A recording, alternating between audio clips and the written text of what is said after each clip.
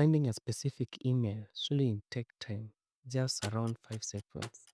And today, I'll show you how. Welcome to my channel. If you're new here, subscribe, follow, and like so that you may get good content like this. Most of the time, Gmail ignores the trash and the spam folder.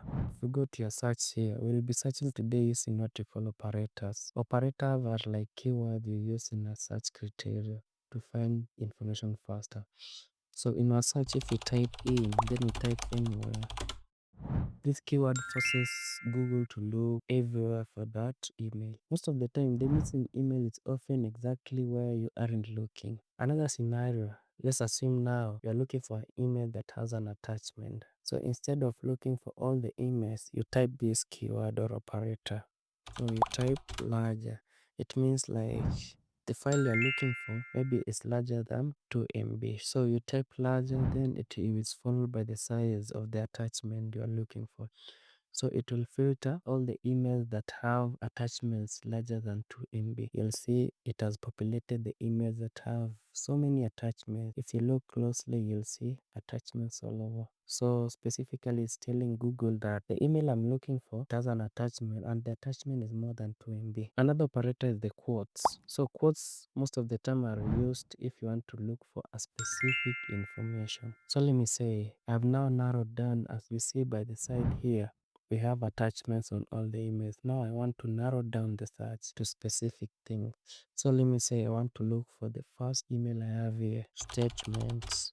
Magically other emails disappear even before I enter the key. Now you'll notice that the only emails I have remaining with, they only have that keyword. It's like a keyword statement. So this operator helps you look for a specific word, a word that is specific in the email for you to find the email faster. So if we enter, the email we will receive will only have the word statement. And as you can see, we have narrowed down the emails up to 4 from the large emails we had. So this operator most of the time is used when we are looking for a specific title or line in the email, not word by word. So this forces Gmail to look for a grouped keyword, not individual words. So now I want Gmail to display for me emails are as new as from January last year up to now, because those emails I'm seeing here, they are from January. So let me say I'll use this operator after.